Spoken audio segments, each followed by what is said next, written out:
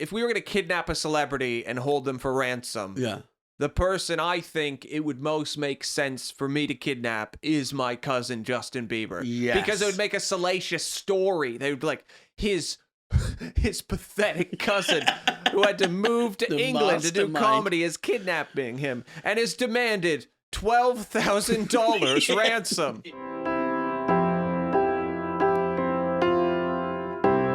The Year Is with Red and Bobby. Welcome back to The Year Is, the podcast where every episode, me, comedian Bobby Mair, and me, comedian and media mogul Red Richardson, travel back in time to a year in history.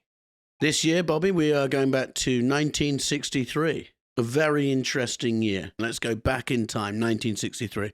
So many things happened in this year that it's going to be impossible for us to cover them all in this episode. It would take a whole year.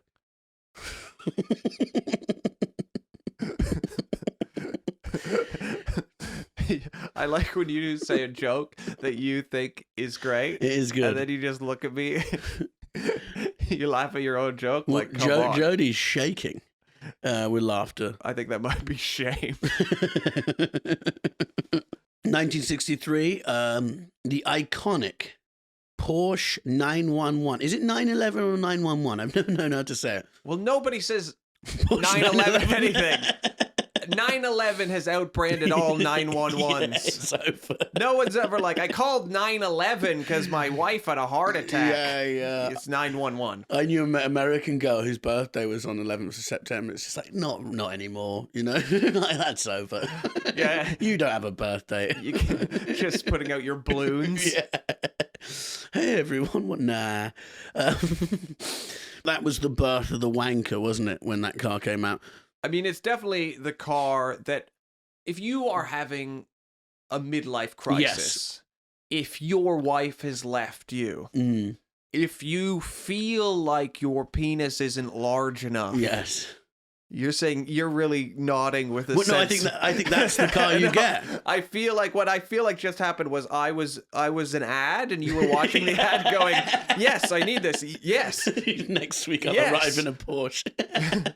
You should get a Porsche. And you're like, a Porsche is what I need. No, it's the sort of car that screams of like, my wife and kids won't speak to me because I got my daughter's friend pregnant. You know, like that's the sort of car it is. I never look at someone in a Porsche and go, I trust you. I always think like we all dream about getting a lot of money. We dream.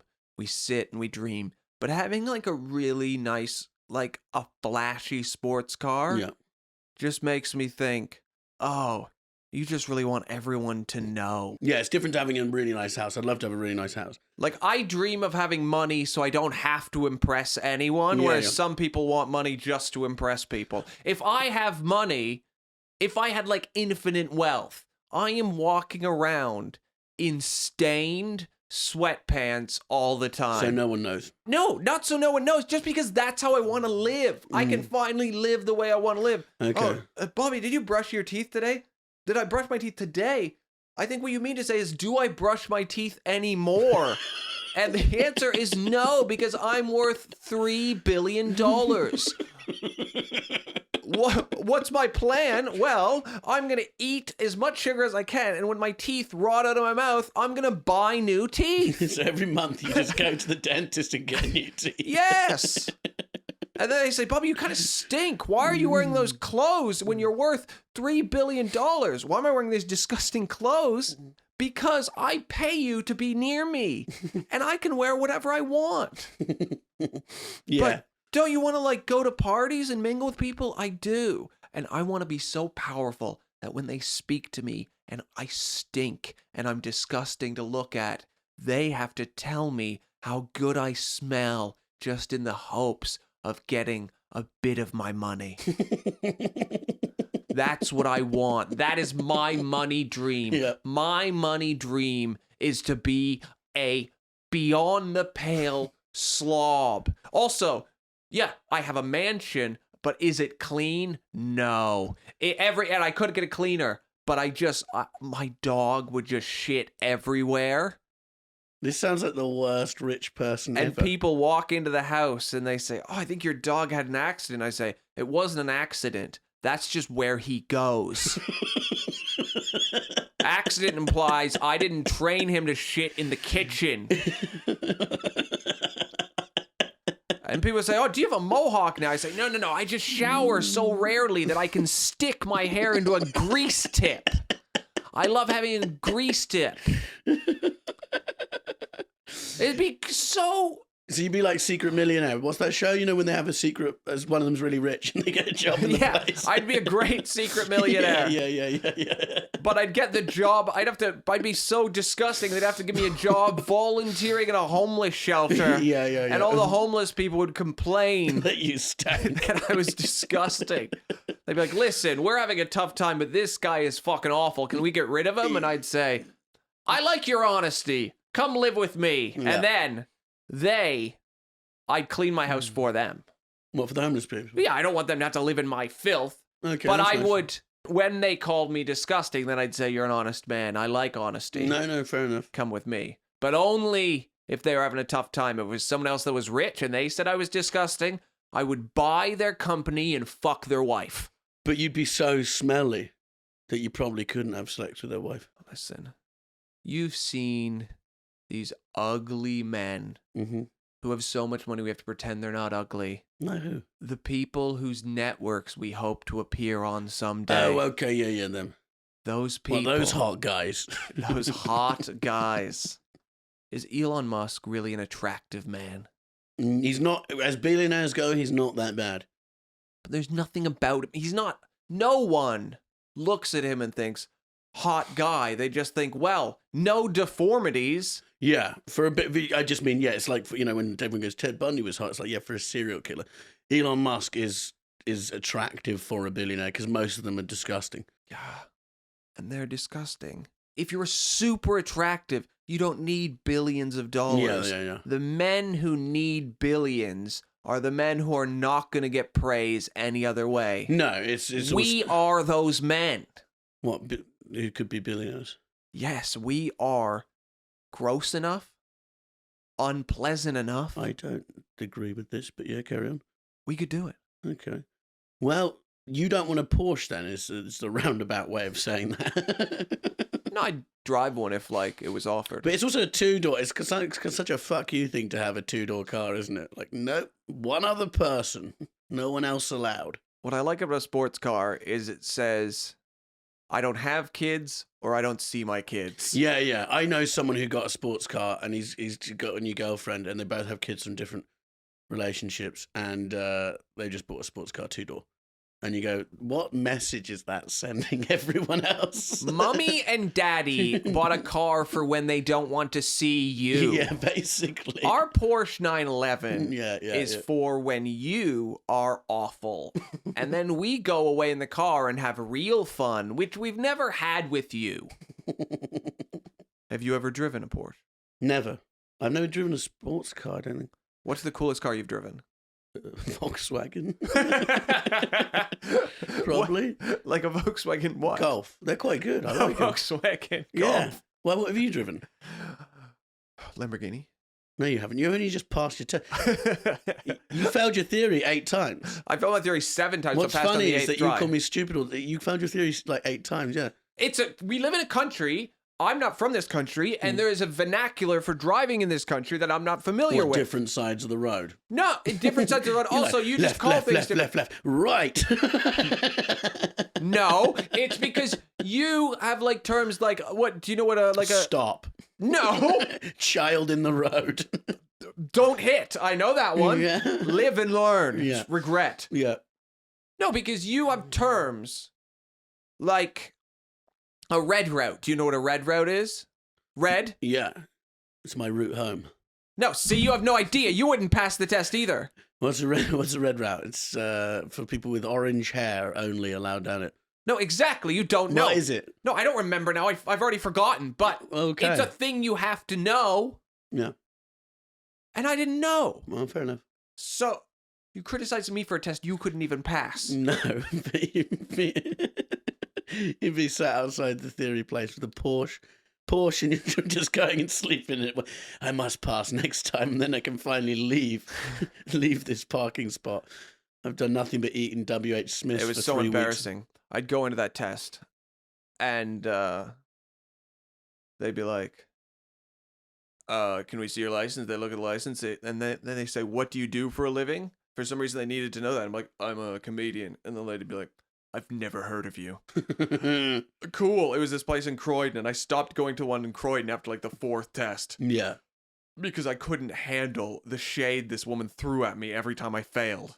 Like, if I'm going to fail, I at least want someone to be nice to me. So you had to go to a different district. Then I tried going to Southwark. I booked that in. Turns out I booked the wrong day. Showed up, couldn't get in there. Had to go back to Croydon just to see the woman's sad eyes again when she was like, "Oh, the failure comedian has came back to fail." Yeah, that must have stung. You're the slowest driver in the world, though. I am. I've hardly only overtake on the motorway. That very rarely do. I just don't like it. I don't like going that fast. I also think if you're in a hurry, leave earlier. You know, I would drive like if someone's pregnant in the car and is giving birth, that's a reason to go faster. But other than that, I don't see any. People make it like their personality that they drive fast, and you just go. Oh. I would say if someone's giving birth, you should stop the car. No one wants to give birth at 90 miles an hour. Well, I'm trying to get to the hospital. What if you stop the car and it's like... Oh, you mean in labor? If they're in labor. Yeah, she's in labor. And you go, all right. But if someone was actually giving birth... Yeah. You'd stop the car, Well, right? You wouldn't speed up. I don't think it helps a baby What, so you'd come out of the womb by speeding up the car. But then you got to get to hospital. No, but... Sometimes you can't get Red, just for your future reference. If someone like if the head has started to come out, you don't slam on the gas, you stop. You do, you gotta get to hospital. No, you're wrong. You call an ambulance. What, so you just pull into a McDonald's and get a McMidwife? You do whatever you need to do, but you wouldn't speed up if the baby is like coming out. I'm getting to the hospital. I'm sorry, this isn't. I don't live in the Amazon jungle. We have the NHS here, so I'm taking it and they're dealing with it. It's between them and her. Okay. When my sister was giving birth, my mum drove her to the hospital, and my mum put the hazards on her car. She thought it was like a siren. Did it work? No, people just didn't know which way she was going. It's just like, coming through, hazard. And my sister's in the back nearly giving birth. It's weird to have a Porsche in a time when you think like so many bad things are going on in America. Like marches against racism, huge oppression. Imagine just sort of driving past a civil rights march in your Porsche. You'd feel a bit like a dick, you know? But that's the thing that money gives people. Yeah. They're all right. Yeah. They don't mind because they're so good feeling that everyone else's pain just seems like distant somehow.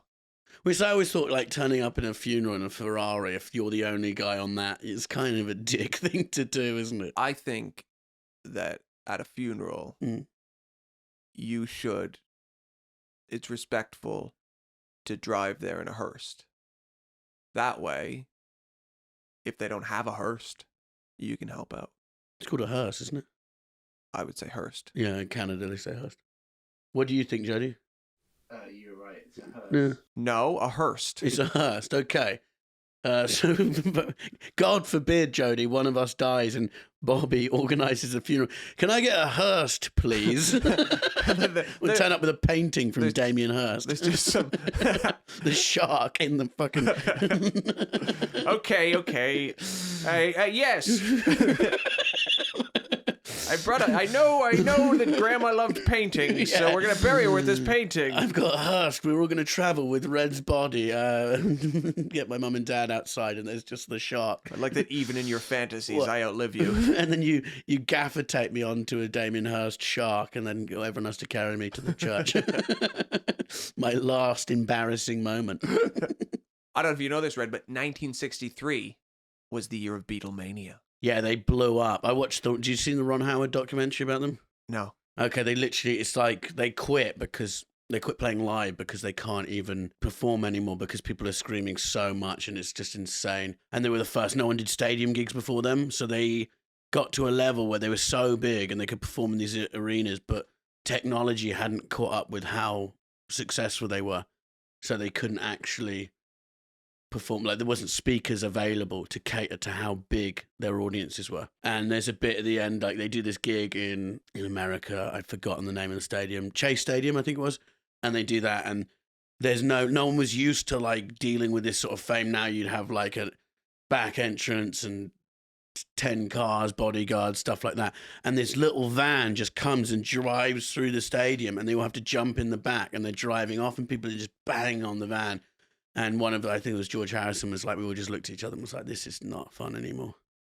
Because they're just so famous. People are literally screaming. They walk on stage and they're like, yeah, it's so annoying. We just wanted to play the music. And you're like, shut up. You know? I would much prefer if my gigs, if I just got up, everyone went, ha, ha, ha, ha, ha. And I'm like, yeah, I can't even get a punchline out. I do perform live less because of this issue. What, because you've gotten so successful with teenage girls? I don't know what vibe I'm putting out. Yeah. But the people who come to my shows, They just go, ah! they scream a lot. Yeah, yeah. There's a lot of screaming. Good screaming? Well, listen, just because a lot of my audience have recently left psychiatric wards, Yeah. and seeing me somehow triggers them into their childhood, Of course. and they start entering a state of a depressed Mania. Bobby mania. where they scream like infants. Yeah, yeah. They just scream. It's Do they pay to get in? It's rarely at actual venues. Usually it's in a car park. Yeah, okay. Or, some kind of just... What was that guy you had coming to you? Do you mind saying? I remember you telling me once ages ago about a guy who always used to come to your shows and had the weird job. Do you remember? His job was watching... I get the weird... You don't pick your fans. No. So I told you, this guy came up to me after shows. So that was a great set. I said, oh, I'm uncomfortable with praise. So I said, oh, what do you do? And he said, oh, I work in like internet security. I'm like, oh, what does that mean? And then he was like, oh, I look at bad people's computers. I was like, and the way he said it, I just knew what he meant. And I was like, wait, do you mean that you like watch child pornography for a living? Jesus Christ. And he was like, yeah. And I was like, that's horrible. Oh, God. And he was like, no, you get used to it. You get used to it. He was just like, yeah, you get in front of his girlfriend. Jesus, so he must come home from work and how was your day? And she's like, yeah, it was good. My manager's being a dick at the pub. And how was, yeah, just kind of boring. I'm just too used to it. Yeah, it's a weird paycheck, isn't it? The problem is someone has to do it to stop bad things happening. But you do go, oh, it doesn't have to, you know what I mean?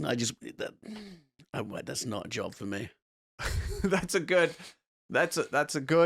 place to plant your flag. Yeah. Listen, my name is Red Richardson, and I don't want to watch child pornography for money. Yeah, there's not many things I wouldn't do for money, and that's one of them on the tiny list. Also, then I just started thinking about this guy, and I'm like, okay, this guy, he's got this job. What if he is actually a pedophile? That would make sense. And he has just found his calling. Yeah. Like all the other pedophiles are paying for child pornography, and he's getting paid to watch it. So really, he's found his dream job. Yeah, I think you're on. The thing is, if you put an ad in the paper saying, got this role, 35 grand a year company car, watching child porn, I guarantee you 99.9% of the people who'd apply would have previous convictions for the very thing you're hiring them to stop. I feel the only way, like, how do you can't look inside of someone. How do you tell? Like, well, listen, we're giving you this job. on the condition that you do not enjoy it at all. Oh my God. Like that's what you just want to make sure they get no joy from it, or else it's disgusting. Yeah, you'd have to like have a heart monitor or something like that. Well, oh, fucking put him in prison. I'd hope your heart rate goes up. I would say if your heart rate doesn't change when you see that stuff, you're insane. Jesus Christ. I don't know. There's only one way to tell. Yeah. Where's the blood going? Oh, Jesus Christ, Bobby. Where is the blood going? Oh, God. Anyway, the Beatles. I don't know how we got from I Want to Hold Your Hand to child porn but yeah, we did. Fans, we were talking about fans. The Beatles used to have fans teenage girl fans that would faint when they saw them. Is that a teenage girl? I don't remember. Like, when women are young, they get obsessed with things in a way I don't think boys do in terms of celebrity and stuff like that, you know? Like, when I was young, all my mates and stuff would have pictures of, like, women topless on their walls, but it was just like, oh, that's Kelly Brook and that's someone else. It wasn't like, I am going to marry that woman, whereas women do. Well, I think it's because we, like, objectify Well, so we're women. like, they're just that. Yes. Okay. Whereas they fall in love with strangers. Yes, okay. That I would say that's probably the difference. So theirs is deeper and more meaningful. Yeah. Whereas you're like, oh, boobs. They think, oh, that guy could save me. That would be nice if he saved me and swept me off my feet. Whereas we're just like, I'd like to fuck her. Can I fuck her? And no. Okay. Fuck someone else. They're like, he's a good person, he's got good morals, he's good looking, and he's talented. Whereas we're like, I don't care what neo-Nazi sect she's part of. I like her boobs. That was the first, because after Elvis, I think, Beatles were the first massive, probably to this day, the biggest band of all time, I'd say. Yeah. You look at everything they've done, it's insane. And they split up when they were like 29. So 3 years younger than I am now, starting this already toxic podcast. They had a band that had changed the world forever already for 8 years. It would be so annoying. Paul McCartney has to still talk about it. Yeah. In interviews. So he's what is he, 78? Yeah, it was ages ago. So he's like almost 80. And then he has to pretend to care what he did when he was 29. Yeah. Why did you guys break up? And he's like when I think of what I did when I was 29 years old, even now at 35, I'm not like, I couldn't defend it. No. I couldn't be like, well, actually, I don't know. It was a while ago. Yeah. Like, it's so odd how once you're famous, you just have to be able to defend or profusely apologize for every decision you've made ever. Well, you also get stuck as that person. Yeah. Like, I took a piss next to Paul McCartney in he was at a wedding I went to. Interesting. And I went to the Portaloo and he was pissing in the urinal next to me. And I looked at him and said, all right, mate? And he said, hello. And that was it. I once opened the NME Awards and it was I wasn't getting paid. It was for exposure. And they said they didn't pay you. They said, before the show starts, we just want you to go out and do some stand-up because we think you're really funny. And I was like, oh, this is great. The lights will be down, right? And there'll be like a spotlight on my lip. They're like, oh, yeah.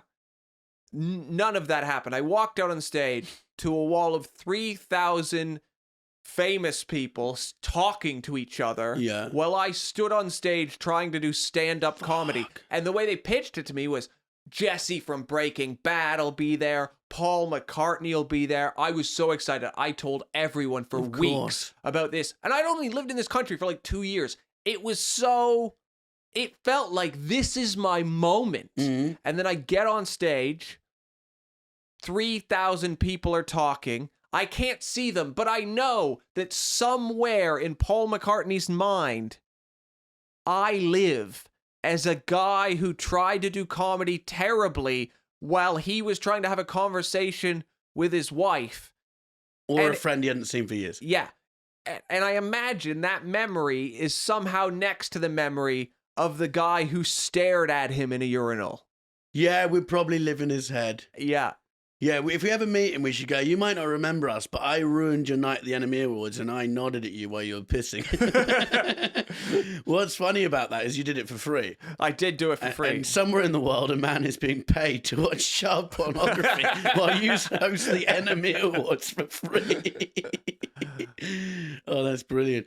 I bet you I'd love to have gone round recording famous people talking about you. When like, who the fuck is this? I have never felt more deflated. So what did you think of that? What was that?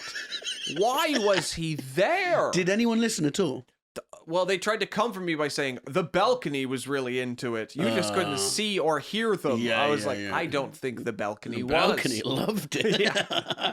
What was going on? Why were you just there? They were just talking. They didn't stop. Yeah, no one announced me. I just walked out to nothing. And did they look up at once and go, oh, he's here? And no, then... it was just a wall of noise while I talked. Kind of better, though, because it's not a bomb. It's not like you went on and they all went, oh, some comedy. And then Paul McCartney sat there and just went, I was really up for this. And I was supposed to do 10 minutes. And after 5 minutes, I said, I think that's enough. Thank you. Then as I walked off, the stage manager was like, you only did 5 minutes. Now I said, I don't care. He said, that's enough exposure for me. Thank you.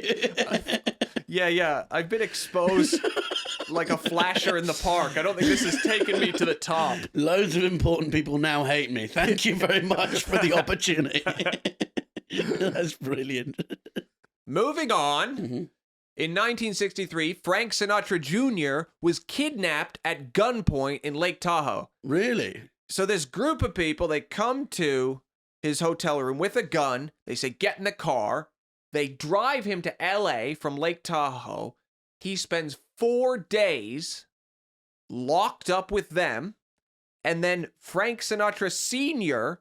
is having to conduct negotiations to give a ransom by payphone. And then eventually he pays $240,000 Ooh. and gets his son out. That's a lot back then, a lot of money, millions probably, by today's standard. And that's, because I always thought Frank was mobbed up, like he was involved in the mob, wasn't he? Everyone says that. Yeah. But then at that time, where's the mob? Well, the mob are probably the ones that took his, People forget, like musicians and actors love to hang out with mafia people and then they kind of forget. They go, these are friends with me. The craziest part was after they caught these guys, the mastermind of it is this guy named Keenan. Yeah. He was declared legally insane at the time of the kidnapping and not responsible for his actions. That is the lawyer I want. Yeah. Because that is a lawyer that went to a jury and said, hey, listen, you know how my client planned a kidnapping, got a gun, went to a hotel room, meticulously kidnapped a man and drove him to a safe house, called Frank Sinatra Sr., letting him know he had his son. Well, that whole time, he was insane. Yeah. Also asking for money, getting the money. It's like, yeah. And also, well, when they say this and they go, this person, they're trying to get off as being insane. It's like, but most people, like when it's someone who's killed like 10 people, like, of course he's insane. Yeah, those people are insane. They love to pretend. Like, of course, like a serial killer should be in prison. Yeah. But if somebody's like hacked 8 people to death with an axe, what else does insane mean if not that? And you get off on like diminished responsibility because you go, no, I'm mad. Oh, let him out. It's like, no, keep him exactly there. That's, so did he get off then? He did, yeah. He went to a psychiatric hospital, then got out. Fuck, that's pretty good. Who could we kidnap and then... Because I think if we showed them some clips from the podcast, they might... You'd certainly be in with a shot of getting off. I don't want to kidnap anyone. No, but if we had to kidnap a celebrity's child, which one? And by the way, child, I think he was older than... He's not like 10 here, No, he was an adult, man. He was an adult. Right, who's adult kid? I think what would make sense... If we were gonna kidnap a celebrity and hold them for ransom... Yeah.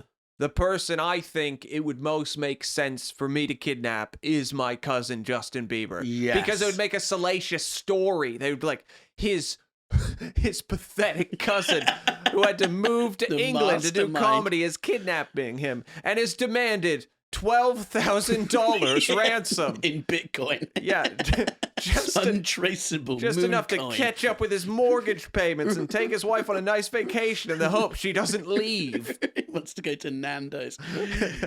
Honest, so you just said that really nonchalantly, but some listeners won't know that your cousin is actually Justin Bieber. That's true. That yeah. is actually true. Bobby's cousin is Justin Bieber. It's like a third cousin. It's a distant cousin. Yeah. But I would definitely, in the press release that I would write in Justin Bieber's blood, I would say, my cousin Justin Bieber is singing me songs. If you want him to keep singing, pay up. Yeah, that's how you do it. We want 12 grand. You'd make No more, no less. I want the money delivered in a briefcase signed by Justin so I can later sell the briefcase on eBay. Enough money to buy a second-hand Porsche. Yeah. But that's... You would get the money as well very quickly, I'm sure. That's a good... How would we lure him over? How would I don't think there's a world where I'm getting close to Justin Bieber. The man has guards, he has bodyguards. But you couldn't write to him going, hey, isn't it so weird? We're both from like middle of nowhere in Canada and we both come on to be successes in our own right. Yeah. I'll be at varying levels. Yeah, you live in a mansion in LA. I've painted a room blue and called it a podcast studio. Ask him if he wants to do a podcast, because I've got time to do too. Yeah. I would happily do one with Justin. It's weird because I saw on Facebook once you posted something and loads of people commented with the surname Bieber. Yeah. Yeah, so you've got loads of relatives. My grandma Bieber. growing up was Grandma Bieber. So you've got the same grandma? No, my Grandma Bieber was obviously took my grandfather's name, Grandpa Bieber, and his brother, I believe, was Justin Bieber's great-grandfather. Okay, nice. Yeah, we could try and look. Have you followed him on Instagram? Okay, yes, Red. I just described the hypothetical kidnapping, but we're not now going to enact the kidnapping. We're not going to try to kidnap him. It may be our only hope, Bobby. There's... Okay, I don't know about you, but I want a Porsche. These people couldn't get away with a kidnapping in 1963 when there was no phones, internet, tracking devices. And they're smarter than we are, probably. Well, definitely, because they didn't do a podcast about it. Where they broadcast publicly, planning it all out. Yeah, now if Justin Bieber ever gets kidnapped, we're definitely being interviewed. Yeah, 100%. Who should we look into? How about those two losers who talked about kidnapping him right before he was kidnapped? Police come round. You're, hello, I haven't seen him anywhere. Oh. You cannot go upstairs. Yeah. You cannot go upstairs. And yes, someone is yelling, but I have a boy who lives in a room. Yeah. And it would just sound like he's singing anyway. He'd get away with it. Oh, but if I had him just for a couple days, I'd treat him well, I'd feed him, I wouldn't harm him. Yeah. But I'd get him to sing his songs. Yeah. And then I'd play his auto-tune songs back to him and say, it doesn't really sound the same, does it? Seems like you're getting a little help, Justin. See, the thing is, when I do comedy, it's all me. It's my voice. It's my writing. You're not writing these songs. That's not really your voice. You're just a pretty face. But not for long. Now give me 12 grand. Get out He'd the be like, blowtorch. It's in my wallet. Just take it and fucking let me go. Also, what we're ignoring here is in this scenario, we have physical dominance over Justin Bieber. I think we would. No. That guy works out all the time. I think there's a very good chance Justin Bieber could kick the shit out of me. No, but what we've got on our side is desperate loser strength. Yeah, but he has the I don't want to be kidnapped by these desperate losers strength. Yeah, which is also a strength. Yeah. He's scared of his face being... We wouldn't care, you know? He's worried. He'd be worried about his face. I wouldn't. I'd be like, scar me. I'll write a bit about it, Justin. Bite my nose off. I want to look special. I'll sell the nose on eBay because it touched you. Well, that's an idea. We could attack him, try and kidnap him, and when he beats us up, we sue him. That's not a bad For $6,000 each. Well, poor Frank Sinatra Jr., sometimes having a famous dad with mob connections isn't all it's cracked out to be. And if you're listening, don't do it. So here's a fact about it. The kidnappers demanded all communications be conducted by payphone. Okay. During these conversations, Frank Sr. became concerned that he wouldn't have enough coins because you have to keep putting money in the payphone, God, right? Yeah. So you We're run out at of coins. 32. You run out of coins, they kill your kid. Yeah. So it prompted him to carry 10 dimes for the rest of his life, and he was buried with 10 dimes in his pocket. Well, that's quite touching, really. Yeah. That's nice. Yeah, I can't imagine that. Just sort of giving we're Southwestern Street on. You can't do reverse charge cool either, probably back then. Thing is, if he lived till today, he'd have his dimes. His kid gets kidnapped again. He goes to the payphone, realizes he needs quarters. He's fucked. Yeah. It's like this. A payphone doesn't. We need a cool card now. Yeah, since COVID, this doesn't even take coins, Frank. You fucking idiot. He's like, they'll only talk on Facebook. How do I slot these dimes into the machine and get on Facebook? Another thing that happened in 1963, the CIA opened their first domestic operations division in the United States. Nice. Now, the thing about the CIA is, it's impossible for us to have a conversation about the CIA without bringing up conspiracy theories. Yeah. Especially since in 1963, JFK was assassinated. Yeah. So they say. Yeah, they do say. Here's the thing about conspiracy theories. Anything you can think of, someone already believes it. Yeah, I suppose. Which means there is someone out there who thinks JFK hired an assassin to kill him because he didn't want his wife to find out about Marilyn Monroe. Is that an actual one, or have you just made that one up? I just made that up. Okay. So instead of just shooting himself, he thought, he's guilt-ridden, so he goes, I don't want her to know that I've been sleeping with Marilyn Monroe. I know he had sex with a lot of women, but maybe his wife never found out. Maybe. She did.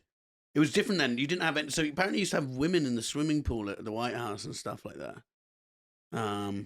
And like there'd be constant. Was it the White House or one of their guest houses? But like it would always be, JFK just sort of partying. Yeah, that's just because no one had phone cameras. Yeah, no, exactly. The days of now, it's who would want to be known now? Us. Yeah, well, that's why we're doing this. Remember when conspiracy theories were kind of cool? Yeah. Like you'd know someone who was into them and that would be a fun conversation rather than like a mainstream threat. I've always found them quite boring because you cannot argue with them. And it's usually people who take a lot of drugs or smoke a lot of weed. And often I find it's people who were a part of, like they were, when they became adults, they couldn't fit into a thing. They were maybe cool teenagers, did loads of drugs, and then became adults. And it was like, oh, I'm not a winner in this society, so it's better off that I pretend or I believe that there's a rigged system and it's way worse and I'm not involved in it, and that makes me better than one of the sheep who's along and getting up and going to do a job. And when you say that, my only question is, how are you not a conspiracy theorist? Because I'm winning. The system loves me, and I love the system. I see. We work for each other together. It's weird that they start domestic operations, and then when they start domestic operations, Kennedy dies. shot. Robert Kennedy dies. He was shot. Martin Luther King's shot. Kennedy's shot. Both Kennedys are shot. Something is going on suddenly with the CIA. And this is how conspiracy theories start. That is very true. So what's the big one for JFK? Is that the mob killed him? I told you. His wife was going to find out about the affairs. So he got a man to shoot him in the head. Was it Lee Harvey Oswald? I don't think so. I think it was a patsy. Well, you know what I heard? No, it was a man named Patsy. Okay, yeah. A man named Patsy shot him in the head. Lee Harvey Oswald knew about it, and he agreed with the guy's decision to shoot him in the head. And then Lee Harvey Oswald said, I'm a patsy. Yeah. But he meant, I'm on Team Patsy. Okay. And then he was killed. And then he was murdered. The CIA is tough, though, because it's a cool job. You're at the Central Intelligence Agency. Imagine anyone who tuned into this podcast to learn oh, they're fucked. If you're like, oh, I've got my degree tomorrow, I got. And you just explained that the CIA stands for Central Intelligence Agency and said it like you're a genius. Well, it is what it is, all right? We're doing our fucking best. Anyway, the Central Intelligence Agency, which, as my very esteemed colleague, Mr. Bobby, Dr. Robert Mair pointed out, stands for Central Intelligence Agency, the Centre of Intelligence. Imagine going to work there. They go, wait, when are you home for dinner? Sorry, I'm just in the Centre of Intelligence, so I can't speak to you. Would that not feel good? This was a mistake doing a podcast with you. Why? Because your angle on the CIA is just saying, wouldn't it be cool if we were the Central Intelligence Agency? Yeah, but okay, what would you think? You'd be like, no, it wouldn't be cool. What's your angle? That JFK shot himself in a car with his wife because he was sleeping with an actress. And I'm the stupid one in the podcast. Stupider. Not a chance. You think you're smarter than me? I'm 100% smarter than you. I have never seen you at Mensa meetings. Okay, here's what's going to happen. You are not a member of Mensa. That is a lie. Okay. In between this episode and the next episode, we are taking IQ tests. Okay. And we are going to have them in an envelope. Real IQ test. No, a fake IQ test. Of course, a real IQ test. No, wait, yes. you might Google one, you know? No, we're going to find an IQ test. Yeah. Maybe we'll pay someone to administer the test. We'll sit down beside each other like students. Yeah. And we'll do it live on air. And we will do it live on air. And we'll see who's the dummy. And we will see who's stupider, me or you. Okay. Because I'm sick of you throwing shade at me and acting like I'm an idiot. Unbelievable. I would say I'm the nicer one in the podcast. I'm nicer to you. We're not talking about nice. Okay. We're talking about shade you've been thrown at me and how the you're winner an idiot. Gets to wear an I'm with stupid t-shirt for all the watchers on YouTube, all the millions of people who will decide it's not enough with just hearing our voices. They want to see our faces too. They can tune in. But anyway, back to the conversation. We're in 1963, Bobby. We're not in 2021 hating each other. We're in 1963. Do you think you could be in the CIA? Genius boy? No. Why not? I can't keep secrets. Yeah. I like hurting, but I don't like being hurt.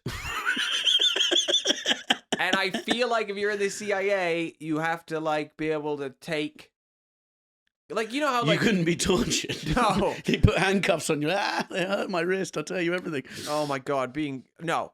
I've met a guy who was on his way to be tortured once. What, when you met him, he was on his way to be tortured? I was on a train going to a gig, and there was a guy, and he was a pilot, a fighter pilot. Mm-hmm. And he was about my age, and he was on his way to Newton Abbott, where there was a base. Okay. For an enhanced interrogation weekend. So what had happened is he had been exported to the Canadian military for a few years, and he had already done this enhanced interrogation tactics course, which means they just torture you for a weekend so you know what it feels like to be tortured. Now, this guy was completely over being a pilot, didn't want to do it anymore because it's really hard on your body to be a fighter pilot because you get like your body just hurts all the time because it's getting battered around a cockpit. He was completely over being a pilot. Then we're talking about this train, and he was on his way, and they made him retake the enhanced interrogation course. What, because he folded? No, because in Canada, it's like a school thing. The Canadian enhanced interrogation course didn't carry over into the British military. So it's like the driving thing. Yes. Was it yes or no? I can't remember the answer. Yeah, they were like, oh, well, listen, yes. In Canada, they say you can be tortured and not break under pressure, but in this country, we have a slightly different definition of torture, so we need to torture you to make sure. So he was on his way to be tortured for the weekend to do a job he didn't even want to do anymore. Jesus. Did you not turn to him and say, you could be paid to watch child porn? I couldn't be a spy because main thing is spy is a cool job. CIA, cool job. If you sat around a dinner table and someone goes, I work for the CIA, you want to sit next to them more than anyone else. Here's why you couldn't work in the CIA. Okay. Because you if someone said, "What do you do?" there is no way you'd be able to lie. If I was a spy, I would tell everyone because it's fucking cool. Yeah. You'd be like, I'm a spy. You'd be at a bar. And what are you up to? I'm a spy. You know? If I went undercover in Iran trying to find a terror cell. Yeah, usually, like, the Russians would have to, like, get pictures of somebody with their mistress to get information on them. Or with you, it'd just be like, what did you do to crack Red? Well, we bought him 2 drinks and asked him what he did for a living. We got a photograph of him eating gummy bears and threatened to send it to his wife. Now he's sold his whole security system for his country down the river. Yeah. No, it would be the urge to tell people because it is, what you're going to make up a fake. You've only got one life. Live it. You know? That's what you'd say when they caught you. Why have you done this? Russia's nukes are in the air as we speak. You only got one life. Live it. It'd be hard not to tell people, though. Because people don't even tell their wife and kids. You're like, but your wife would respect you so much if you said I'm a spy. The kids would love it. Yeah. My dad's a spy. People are like, what does your dad do? My dad owns a garden centre. Well, my dad's a spy. Yeah, rather otherwise they just have. My dad's a data analyst, but he never spends time with us. Yeah, he says he's a gardener, but he disappears for months on end. Yeah. You know what? That's not good. You want to reap the benefits of your cool job. You're not going to be like a fucking superstar guitar player and not tell anyone. True. You know? What would be the point? That's true. You want the love and the respect.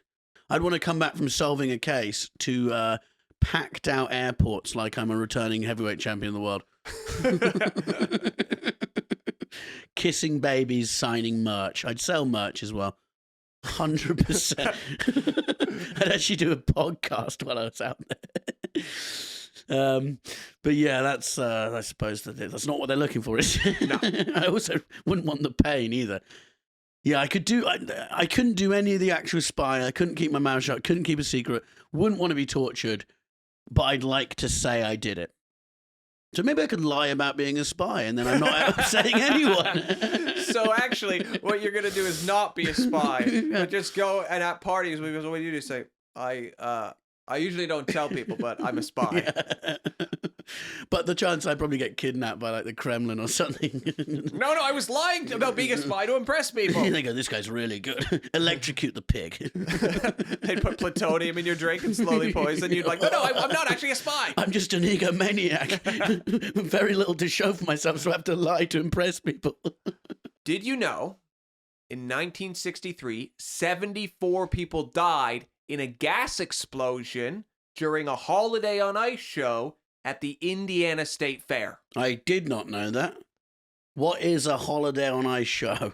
Well, a Holiday on Ice show is like a play with music on ice, which means 74 people are very lucky they didn't have to see the end of the show. Yeah, it's when you go to the theatre, sometimes you do go, come on, ISIS or someone, this is fucking horrible. I know.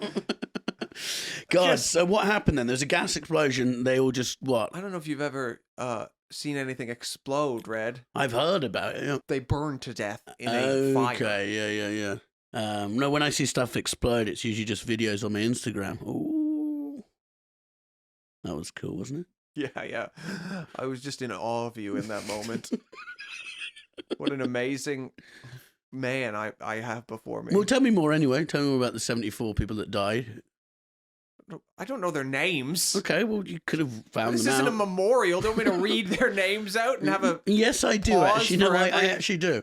Well, I'm sure some of them were great people. I'm not happy they died, but if I have to die at any point, I hope it's when I'm watching a Holiday on Ice show. Yeah, it doesn't sound like a great show. It's a Holiday on Ice. In Indiana, it's not like they're going to get the best people performing. No. And was it just the audience or was it acts as well?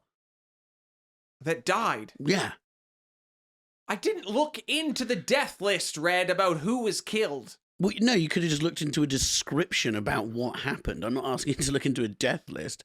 I'm just wondering if performers were killed too. This is the reason you're asking is because then you can empathize with the story, because you can only empathize with people who are very similar to you. You're such a little narcissist. You're like, wait, did any performers die? Well, 74 people died. It's sad. It was in 1963. I'm saying they're lucky they didn't have to see the end of the show. You're saying, I don't quite feel bad enough. Were any of them performers? That way I can find a way to empathize? I want to just know more about the situation and more about the event. But, Well, you can research it in your own time and write a fucking book.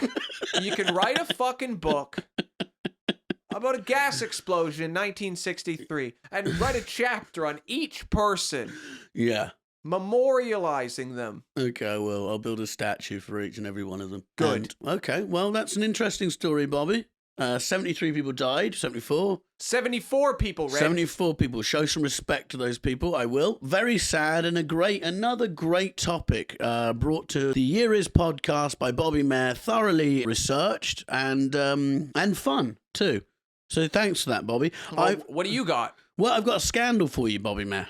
I've got a big scandal, very famous scandal in 1963. Would love to hear about it. You would indeed. It's called the Profumo Affair. Okay? Mm-hmm. Have you heard of this at all? No? John Profumo, and it's quite relevant to now because he was a Tory MP, huge scandal. So it's the height of the Cold War. John Profumo, he's a married Tory MP, rising star, everyone loves him. He starts having an affair with this lady called Christine Keeler, who is a young socialite. I did a bit of research into her, and let's just say stuff wasn't exactly kosher back then, you know what I mean, by today's standards. So Christine Keeler, born in 1942, she left school at 15 with no qualifications, stay in school, and took a series of short-lived jobs in shops, offices, and cafes. She aspired to be a model, and at 16, had a photograph published in Tit Bits magazine. Okay. 16, Tit Bits magazine. Can you imagine? I don't think it's a pornographic magazine. Tit Bits. I don't think that's what Tit Bits magazine No? is. I'm looking it up. Well, look it up, because otherwise that's not great. Someone's dad, yeah, gonna go get some milk. Oh, can you go get me a copy of this week's Tit Bit magazine, please? Was it not a... No, it's just like tidbits, like Oh, okay. Virginia Woolf submitted her first article to Tidbits. Okay, well, It doesn't. You thought it was a 16. You know, Red. okay, I'm very sorry if you work for Tidbits magazine. I should have clicked on that and checked it out. But so she started having an affair with John Profumo, older Tory MP. She characterized the relationship as unromantic and said it was a screw of convenience. Not a very nice way to describe it. But so basically she was sleeping with him, but at the same time, she was also sleeping with Ivanov, who was a Russian spy in England trying to infiltrate the British government Okay. at the height of the Cold War. So it's kind of like Dominic Raab now sleeping with a lady who's also sleeping with someone who runs an ISIS terror cell in this country. It's not good, and it was found out. It was a massive scandal. His wife found out he had to step down, but they were introduced by this man called Stephen Ward, who was an osteopath and sort of a socialite guy. He introduced them to each other and he got the most shit for anyone. He committed suicide, supposedly committed suicide, kind of was involved in espionage, well, accidentally when involved in espionage, and then dies, by suicide. It's something little smacks of the Epstein suicide, it's not Kurt Cobain suicide. Somehow, you are turning this podcast into a conspiracy theory podcast. No, I just think the chances are if you piss off both the British and Russian government and then you're found dead in your flat from an overdose 3 days later, the chances are it wasn't you who took the pills. People always say things are conspiracy theories when they're clearly not. It's like that spy they found in a bag. Did you hear about that guy? Yeah, I was just thinking that. Yeah, he killed himself by putting himself in a bag. What? It's obvious. He was in his own flat. He put himself in a bag and he strangled himself to death or something. I can't remember how he died.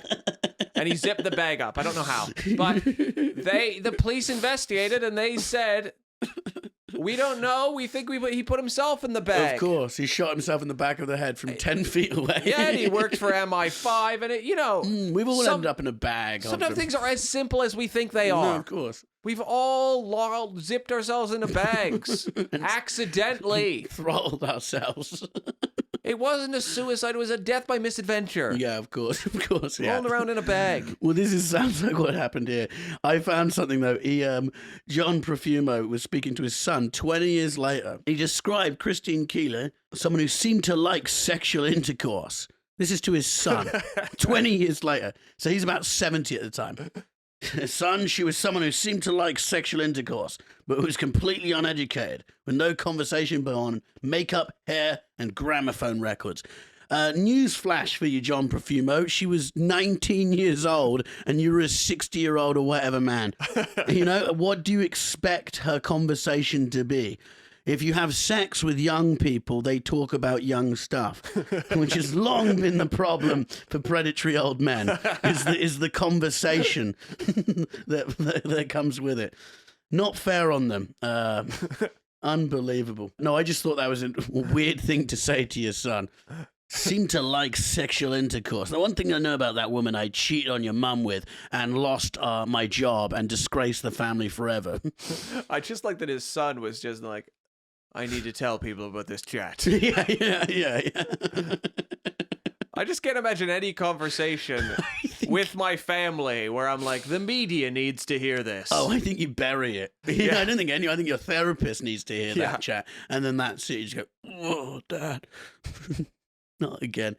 But no, it's just like, of course, Tory MP doing something fucking stupid in a massive, huge Cold War going on. Of course, one of them is sleeping with someone who's also sleeping with the enemy. Yeah, but it's just a sexual partner. My argument at the time would be like, what does it matter who she's sleeping with? Why does that matter so much? How would you feel if I was having an affair with someone who was sleeping with someone from the rival podcast and they were stealing our secrets? What are our secrets? Paint the wall blue. Nah. Spend your life savings on microphones. Yeah, we don't want other people knowing about that stuff. Yeah. So it's not as cut and dry as you make out. It's pretty bad. It's not good. Like if you're not meant to be doing that. Well, he's a married man. Maybe they were in an open relationship. Yeah. Still, the problem isn't the sleeping with. The problem is who you're sleeping with. So yeah, we haven't really talked that much about it, but JFK was killed in 1963. Thing is, that was the biggest thing that happened that year, but everyone spoke about it. I think people more want to know about Porsches and stuff, other stuff that happened that year. Yeah. Also, Martin Luther King gave his I Have a Dream speech. Yeah, that was a big moment. That was iconic. It's just like, I don't have anything to say other than that's great. There's 250,000 people there. Yeah, that is. He should have charged admission fee. He could have made so much money if he just charged $1 a person. I'd pay to watch him do the speech at Wembley Stadium. Yeah. If he was still, he could just tour doing that because it's an amazing speech. And you go, no, it's 25. Oh no, but charge more, 50 quid. What do the Stones charge? Rolling Stones, £400. Yeah, but he's a good man, Red. Well, the reason he could lead this movement is he's not you. I bet his manager was stood there looking at all those people going, we really missed a fucking trick. I don't know. VIP section, meet and greet afterwards. Oh, Red. It was a big moment, and I'm sorry, Yeah, it's just like, thank you for that. The I Have a Dream tour by Live Nation. Yeah, if Martin Luther King would have lived a few more years, like some promoter right now would be doing a hologram tour of his greatest hits. 100% Drake opening for him. It'd be massive. Well, that's been another episode of The Year Is, Bobby. I've enjoyed myself a lot. I hope you guys have listening at home, on the bus, in the bath, wherever you are, even in prison. Please like and subscribe. Leave us a review if it's nice.